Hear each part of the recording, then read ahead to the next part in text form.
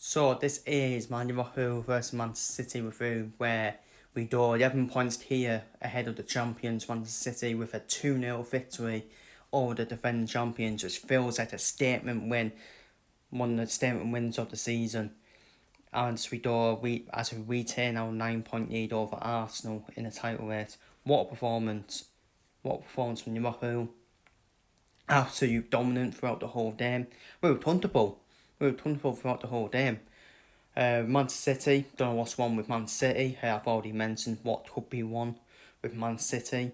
I really need a freshening up at Man City, in my opinion. But yeah, they were weak. Throughout the whole game. And Man City are quite lucky we didn't batter them. I'm not saying that in a disrespectful way. I have respect for Man City for what they achieved. But we battered them.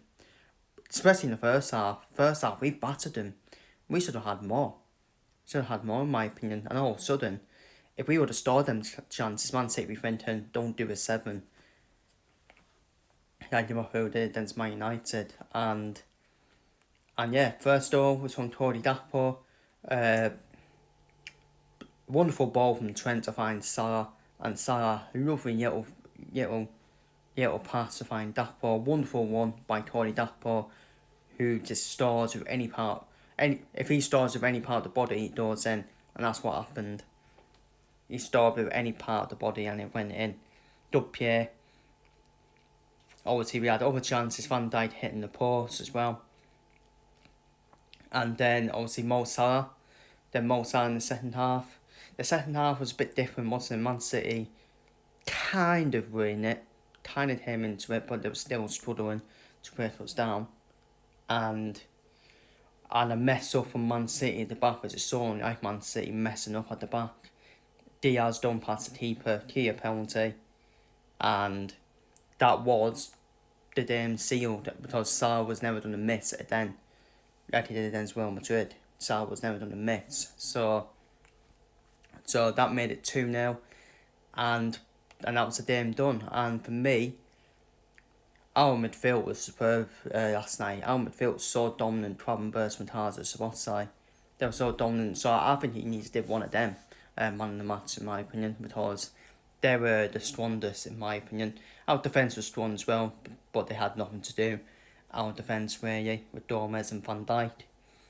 And yeah, all these people panicking about Canate being out. Well, we did play with Joe Gomez in a title-winning season, didn't we? So, not a bad option to have, is it? And the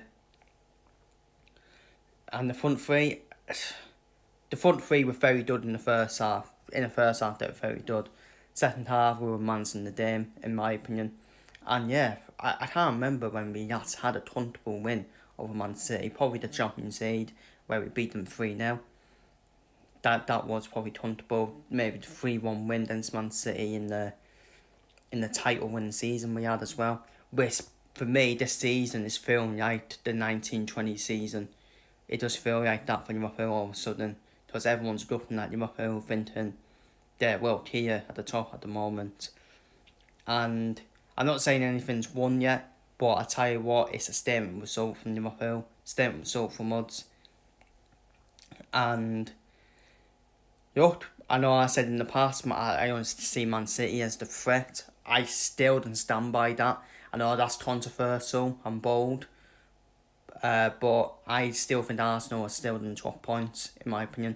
Obviously, we will 12 points as well. We're definitely on 12 points at some point.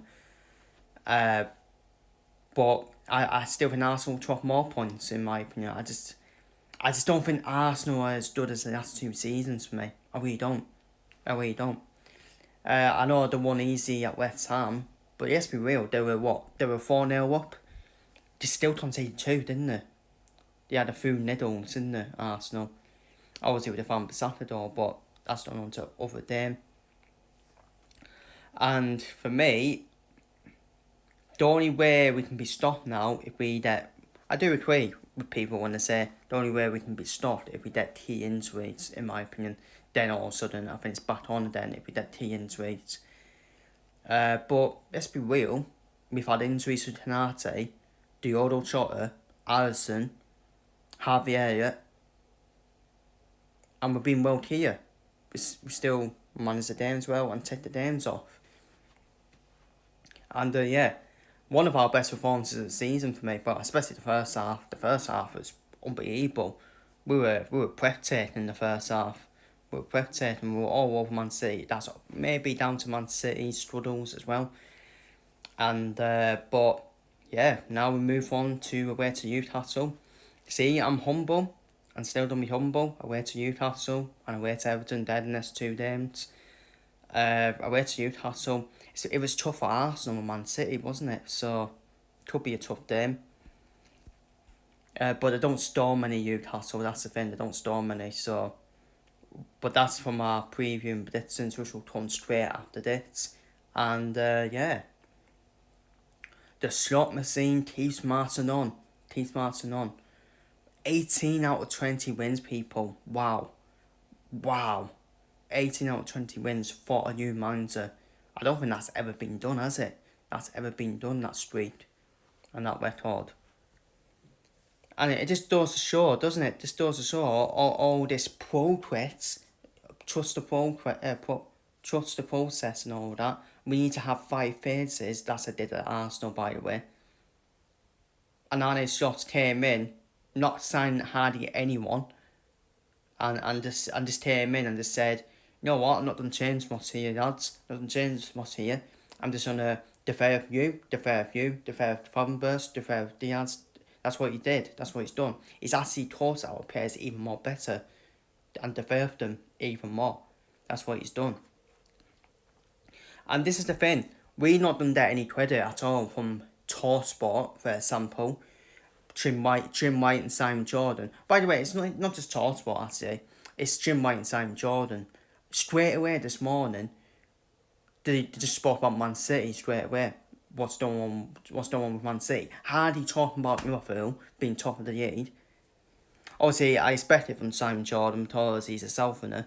He is a Southerner, so he's going to be bitter. And let's be real, TalkSport works for the Sun, doesn't it? That's what it is. Well, the Stun. TalkSport works for the Stun. That's why they don't want to give Liverpool any credit. No, I will call them out. I don't give a shit. Simon Jordan, who's a disc jockey. Who doesn't know anything about boxing. And he got exposed by Eddie Hearn. Let's be real. Got exposed by Eddie Hearn. And all he is, he's a football owner. Yeah, I think he's good to listen to on like the owner sort of things. That's where he does have knowledge, but he doesn't have knowledge on other parts of football. He's just an owner, he's just a businessman. That's it. It doesn't really have any knowledge of anything, let's be real. And obviously Jim White's doing that because Liverpool fans booed in this national anthem. Well, they are entitled, let's be real. It's their opinion. It is their opinion for what happened in the real world. So they're entitled to do that. So what's wrong with that? So I'm pretty sure if it was a Scottish anthem, Jim White will fucking have his knickers in the twits. So yeah, sorry to end it off on the one, but it's ridiculous. It really is. It's ridiculous when people don't give us credit. Oh, you paid them at the right time. Shut up, Donkey Kong. Honestly. I think Robbie from AFTV needs to lose some weight first before he can give any opinion. And you got the condom head, Babs. Is it Babs? Whatever his name is. I don't know Babs from Babs Up. But we all know Babs, don't we? Came in Universal Credit, 2 years to get a job. And also, yeah, he gave some cheeseburgers as well. Oh yeah, but he's fine giving us credit now. He's fine giving us credit as well. So yeah, funny that, isn't it? But anyways, enough of that. Enough of the haters. Yes, enjoy it, Reds. Mwah. Yes, enjoy it, Reds. Yes, enjoy the haters. I love it, actually.